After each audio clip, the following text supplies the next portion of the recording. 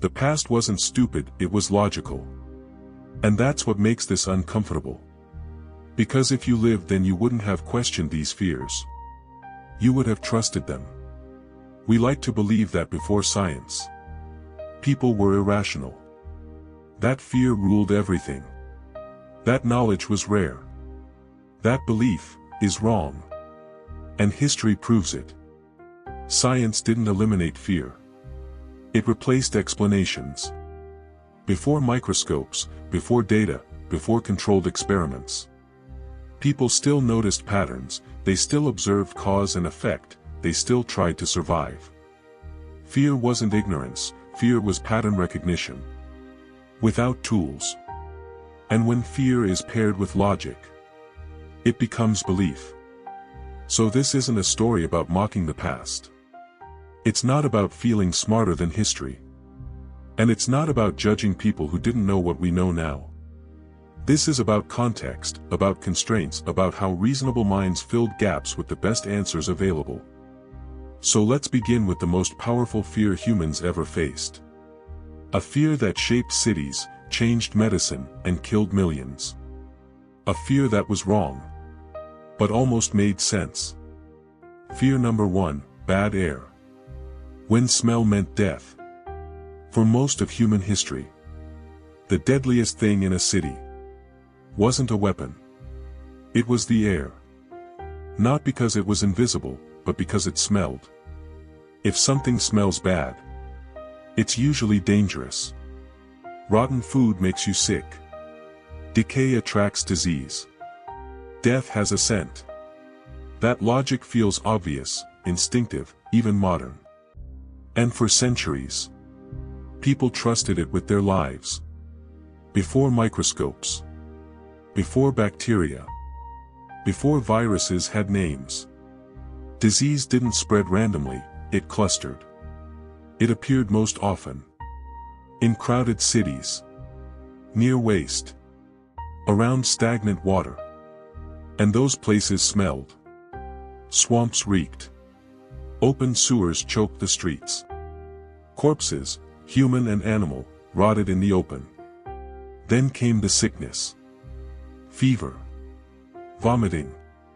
Death. The pattern was impossible to ignore. People didn't think, this smell is unpleasant. They thought, this smell is killing us. Because every time the air turned foul, people died. And every time the air felt clean, survival rates improved. So they named the threat miasma. Bad air. Poisonous vapors rising from decay. Corruption. And filth. Invisible, inescapable, deadly. How people fought the air. Once the enemy was identified, people acted. Cities burned incense. Homes filled with herbs and flowers. Hospitals hung aromatic plants near beds. Doctors wore masks.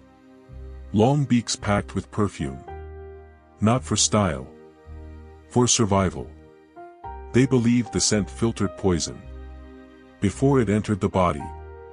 Windows were opened, rooms were ventilated, crowds were avoided. Entire neighborhoods were abandoned. Because the air felt wrong. And here's the part most people miss. Sometimes this worked.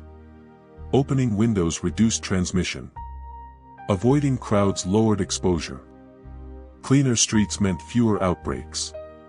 The air didn't cause disease. But changing the air changed behavior. And behavior saved lives. If you lived then, and every time a place smelled bad people died, would you really blame the air? Miasma theory didn't survive for decades. It survived for centuries, because it explained enough to feel true. It matched experience, it matched observation, it matched fear. And there was no competing explanation. You couldn't see germs. You couldn't measure particles. You couldn't isolate causes. But you could smell death. What science revealed. The theory didn't collapse overnight. It fractured. Case by case. Outbreak by outbreak. Doctors noticed something strange. Clean air wasn't always safe. And foul air wasn't always fatal. Some people got sick without the smell. Others survived despite it. The cause wasn't the air.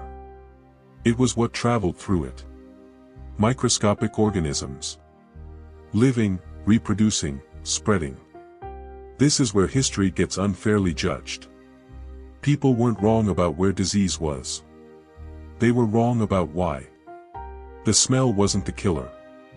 It was the company it kept. Crowding.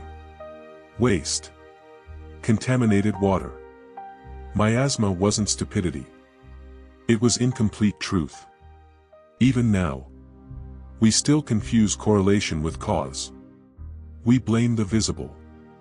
The obvious. The thing we can sense. Because invisible explanations are harder to accept. Bad air felt real. Germs didn't. Fear number 2, night air and darkness. When the dark was dangerous. When the sun went down. People didn't relax. They sealed their homes. Closed their windows. Pulled their children closer. Because night wasn't just darkness. It was exposure. If someone got sick, people often traced it backward.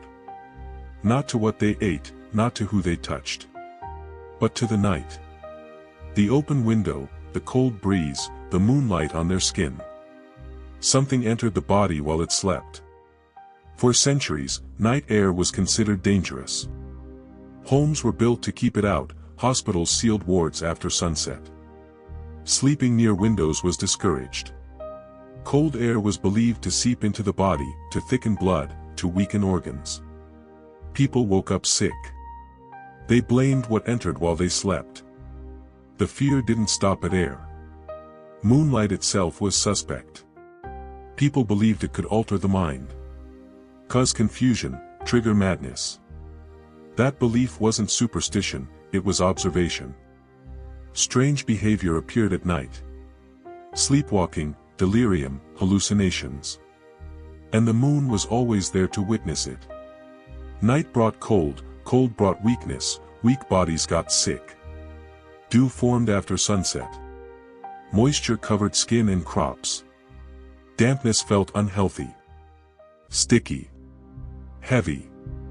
And illness followed damp seasons more often than dry ones. So people connected the dots. Night. Moisture. Cold. Disease. Entire societies changed how they lived. Windows were sealed at dusk. Curtains were drawn tight.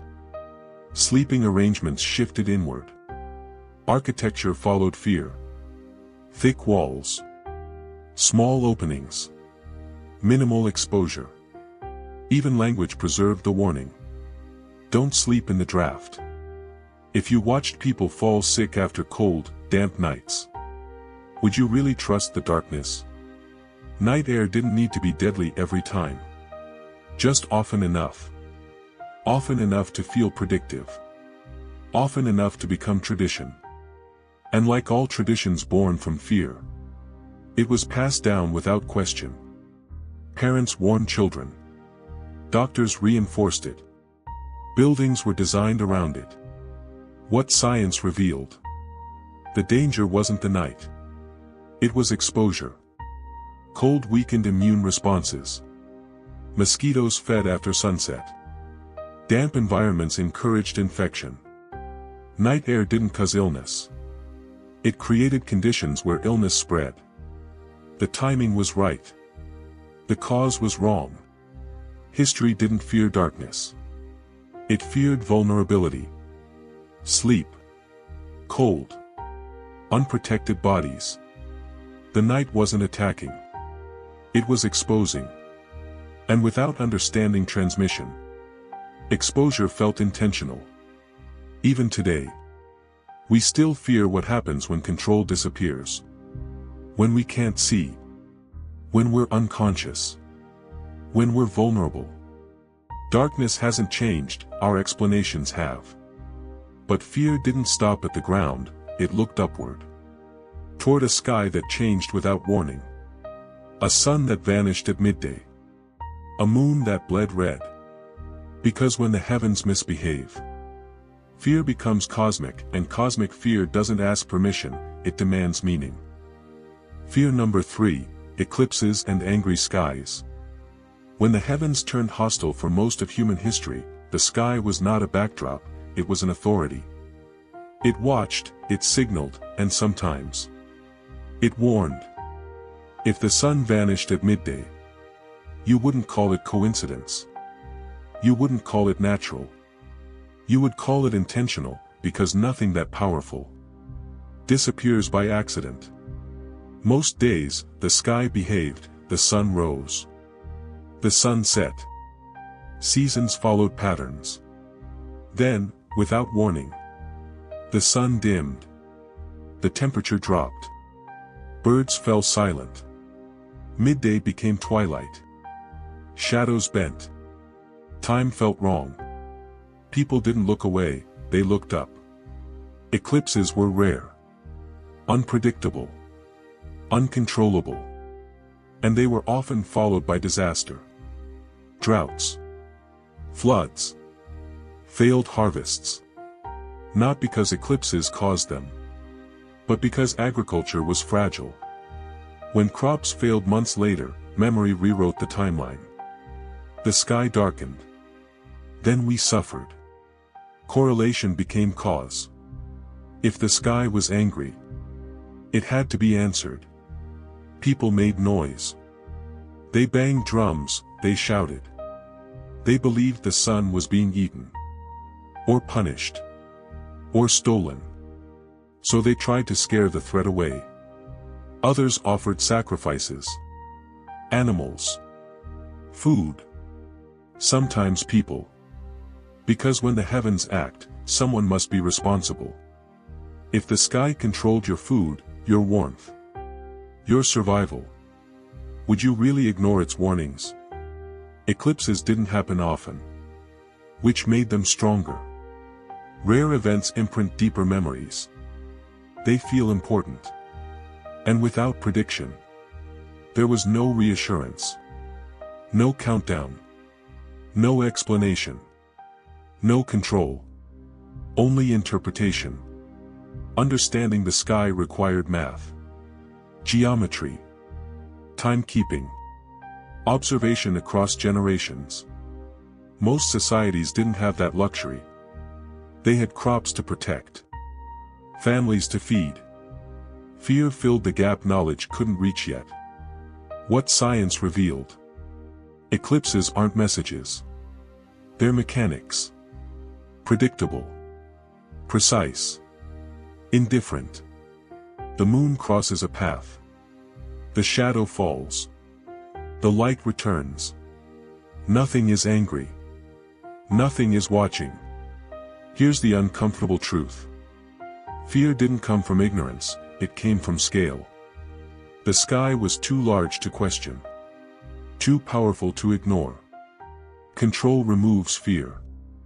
Mystery creates gods. Even now, we fear what feels uncontrollable. Economic crashes. Natural disasters. Sudden global shifts. We still look for intent in systems that are indifferent. But when the danger wasn't above us, it turned inward. Into the body. Into blood. Into balance. Because when suffering has no visible enemy, the body becomes the suspect. And once the body feels hostile, fear becomes personal.